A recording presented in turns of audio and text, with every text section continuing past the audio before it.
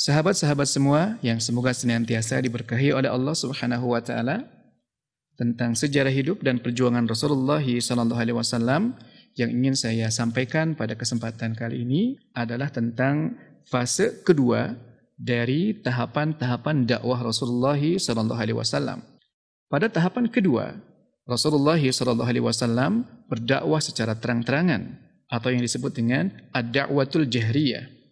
Fase ini atau tahapan ini ditandai dengan firman Allah Subhanahu wa taala di dalam surat Asy-Syu'ara ayat 214. Wa anzir ashiratakal aqrabin, dan berilah peringatan kepada kerabat-kerabatmu yang terdekat. Setelah turun ayat tersebut, yang pertama Rasulullah SAW melakukan adalah mengumpulkan sanak saudaranya dari kalangan Bani Hashim. Maka terkumpullah sekitar 45 orang dari sukunya. Rasulullah SAW segera menyampaikan misinya. Segala puji hanya milik Allah. Aku memujinya, memohon pertolongannya, beriman dan bertawakal kepadanya. Tiada yang berhak diibadahi dengan benar kecuali Allah semata. Tiada sekutu baginya.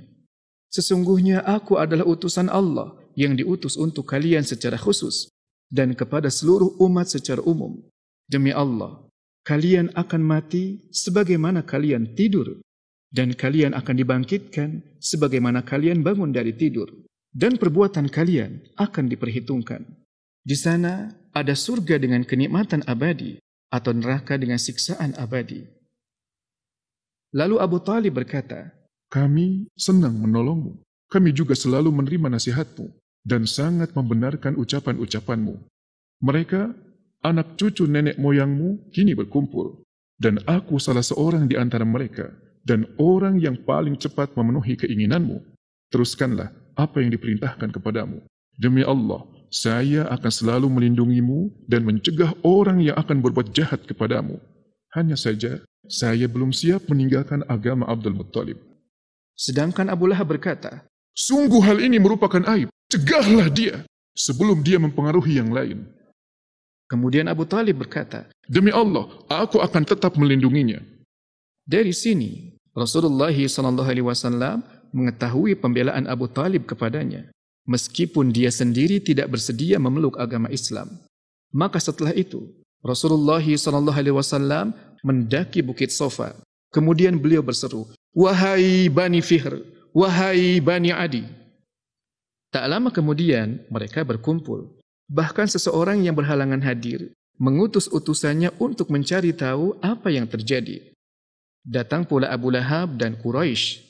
Maka bersabdalah Rasulullah SAW, bagaimana pendapat kalian jika seandainya aku kabarkan bahwa ada sekelompok pasukan berkuda di balik gunung itu akan menyerang kalian? Apakah kalian akan membenarkan ucapanku? Tentu, kami mengenal engkau sebagai orang paling jujur di antara kami, jawab mereka. Maka Rasulullah SAW bersabda, sesungguhnya aku adalah orang yang memberikan peringatan kepada kalian sebelum datangnya azab yang sangat pedih. Celakalah engkau selama-lamanya. Apakah untuk ini engkau mengumpulkan kami? Hardik Abu Lahab. Maka turunlah ayat, tabbat yada abi lahabi wa tab, binasalah kedua tangan Abu Lahab. Di saat seruan Rasulullah SAW terhadap kerabatnya menjadi pembicaraan, turunlah wahyu Allah Subhanahu wa taala untuk mempertegas misi dakwah Rasulullah kepada seluruh masyarakat. Allah Subhanahu wa taala berfirman di dalam surat Al-Hijr ayat 94, fasda' bima tu'mar wa a'rid 'anil musyrikin. Maka sampaikanlah olehmu secara terang-terangan segala apa yang diperintahkan kepadamu dan berpalinglah dari orang-orang yang musyrik. Maka Rasulullah SAW semakin mempertegas misi dakwahnya kepada seluruh masyarakat Makkah pada waktu itu. Rasulullah SAW menjelaskan tentang buruknya kesyirikan, menjelaskan hakikat berhala-berhala yang disembah dan nilainya yang rendah. Beliau juga menjelaskan bahwa menyembah berhala-berhala itu sebagai perantara antara dirinya dengan Allah merupakan kesesatan yang nyata. Mendengar hal tersebut, meledaklah kemarahan masyarakat Arab seruan tauhid yang dibawa Rasulullah SAW dan pernyataan sesat atas apa yang selama ini mereka perbuat terhadap berhala-berhala mereka, jelas membuat mereka terheran-heran, kaget dan penuh penolakan. Tak ubahnya bagaikan kilat yang menyambar, kemudian melahirkan guntur dan getaran hebat di tengah-tengah mereka.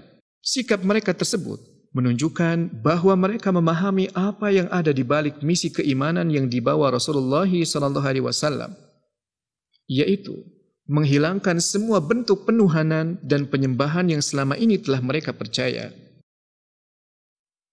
Keimanan kepada Rasul dan hari akhir berarti ketundukan mereka secara mutlak terhadap ketetapan dan ajaran yang dibawa oleh Rasulullah SAW. Tidak ada pilihan lain di hadapan mereka. Itu berarti hilanglah kekuasaan dan kesombongan yang selama ini mereka nikmati. Hilang juga kesempatan untuk melakukan berbagai bentuk kerendahan moral dan kezaliman yang selama ini dengan bebas mereka lakukan.